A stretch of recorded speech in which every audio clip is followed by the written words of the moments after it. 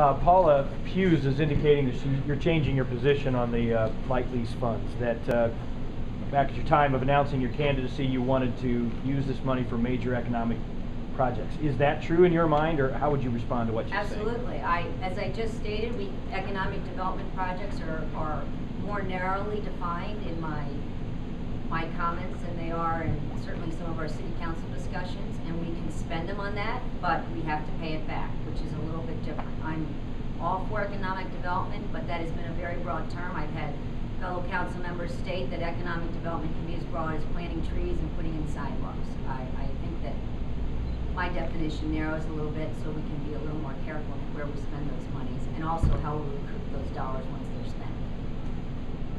So you would stop seated bonding, and instead they would go through this loan, and then the proceeds would be paid back to that loan from the seated disbursements that we receive?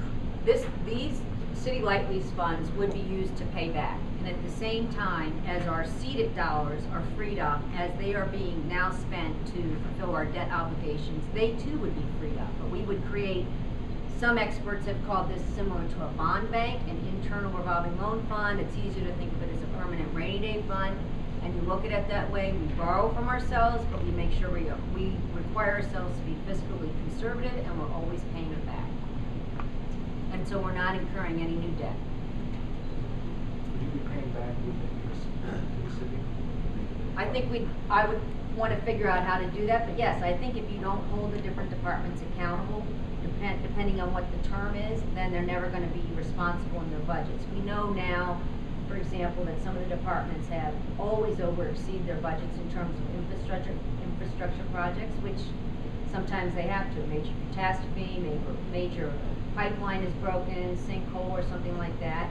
You take that out of this internal revolving loan fund, but then they don't get to do certain infrastructure projects going down forward unless they know they have the money in their budget. Because what we've done over the past, as you probably know as well as anybody, is we put out these $10 and $20 million bonds, and we just throw lots of little projects into it, which cost us money, cost us interest, cost us the cost of getting the bond, when we could have done that on a pay-as-you-go basis if we'd been more fiscally responsible to begin with. But we don't have those reserves right now, so we can't do anything on a pay-as-you-go. And I think that is extremely important, because most of the things we pay for, we could have out of our current budget, our annual budget, if we had not put so much on it to pay for debt. Just to clarify, to make sure I heard right, are you going to be taking part of the light lease proceeds to pay off the seated bonds, or you're saying... I think it's a misconception. I haven't checked all the bonds, but we use seated dollars to pay the debt on bonds. And as those bonds roll off, those seated dollars going forward will be available. But you probably, I know some of my opponents have talked about reducing our debt. Most of the bonds have prepayment penalties. So we would actually be incurring more expense to the city's budget if we paid them off early. So you have to be patient. In about 4 years, a significant number of the bonds, and therefore the debt we owe on them, will be down. But in the meantime, those bonds roll off, and we are not, which we normally have done in the past, acquire new ones. So seated dollars are freed up, and then property tax dollars going forward are being spent on where they should be spent, infrastructure. You mentioned that you were hoping that the mayor would not use any of the light lease monies the rest of the year, probably because he would see that as gaining advantage if he could use those dollars for the rest of the election. So is it realistic to expect he wouldn't use them, since he figures that would be to his advantage? I'll be real candid. I went to the Legacy Task Force community outreach meeting last night at the Public Safety Academy. Probably about 15 citizens there. Everyone had fabulous ideas. You know, they were all told, think out of the box. Don't just think about a sidewalk in your neighborhood. Think big. How would you like to spend it? But they were also told, we need to have this done. We need to have all of your input by April. What's the rush? I mean, there's no deadline. These proceeds belong to the city of Fort Wayne from the trust fund, regardless of how the settlement is approved by IURC. There's no law that says we have to spend them by June or July. But that's what the task force has been tasked with. Give us all your final proposals then. So, as one of my fellow council members, we can start spending it. That's a very disturbing proposition, because I don't know how you could possibly vet all of these ideas carefully and forget about the fact that it's an election year. But I do think that kind of colors where you're gonna spend it. In your release, it says, available portion, do you have a number in mind in terms of revolving loan funds? I would like to see a significant portion of it. I mean, there are two different pots of money, which people forget. You have about $38 million now.